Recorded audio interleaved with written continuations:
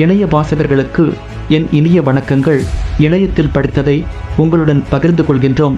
தெரியாததை தெரிந்து கொள்வோம், தெரிந்ததை பகிர்ந்து கொள்வோம்.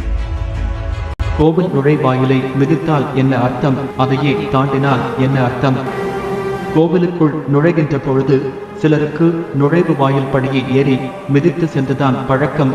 சிலரை பார்த்திருப்போம், அகலமான படியாக இருந்தாலும் அதை கஷ்டப்பட்டு தாண்டி தான் செல்வார்கள்.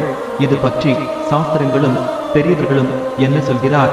ஏறி செல்வது சரியா, தாண்டி செல்வது சரியா என்று பார்ப்போம். பெரியோர்களும் சரி, சாஸ்திரங்களும் சரி, கோவில் நுழைவாயில் படிகளை தாண்டித்தான் செல்ல வேண்டும் என்று குறிப்பிடுகின்றனர். அதற்கான காரணம் என்ன என்று பார்ப்போம். கோவிலின் நுழைவாயிலில் குறுக்காக இருக்கிற முதல் படிக்கட்டின் மேல் ஏறி நிற்கக்கூடாது, தாண்டிதான் செல்ல வேண்டும்.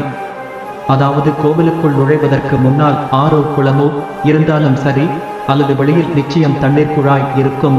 அதில் கால் பாதங்களை கழுவி விட்டுதான் கோவிலுக்குள் நுழைய வேண்டும். கை மற்றும் கால்களை கழுவிய பின்னர் சில துளிகள் தண்ணீரை எடுத்து தலையில் சுற்றி தெளித்துக் கொள்ளுங்கள். இப்போதுதான் கடவுளை வணங்குவதற்கு நம்முடைய உடலை தயார் படுத்திக் கொண்டிருக்கிறோம். அடுத்ததாக கோவிலுக்குள் நுழைவதற்கு முன்பே கோவில் கோபுரத்தையும் அவற்றில் உள்ள கலசங்களையும் பார்த்து முதலில் வணங்கிக் கொள்ள வேண்டும். அதன் பின்னர் வாயிலில் காவலுக்காக நின்று கொண்டிருக்கிற துவார பாலகர்களை வணங்கி அவர்களிடம் உள்ளே செல்வதற்கு அனுமதி வாங்கிக் கொண்டு உள்ளே செல்ல வேண்டும். நுழைவாயில் அப்படி அனுமதி வாங்கிக் கொண்டு உள்ளே செல்லுகிற போது இருக்கின்ற நுழைவாயில் படியை கடக்க வேண்டும்.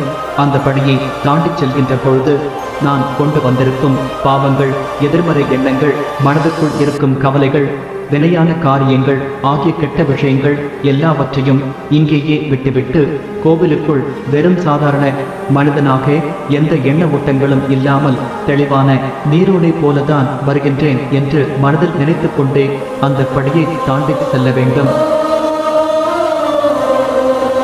நேர்மறை எண்ணங்கள்.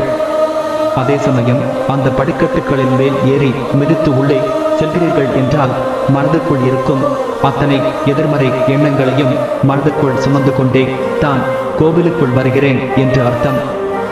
இறைவன் குடியிருக்கும் கோவில் என்பது நாள் முழுவதும் கூறப்படுகின்ற மந்திரங்களினாலும் நாதஸ்வரம், கெட்டி மேளங்கள் போன்ற மங்களகரமான இசையினாலும் முழுக்க முழுக்க நேர்மறை அதிர்வுகளால் நிரம்பியிருக்கும்.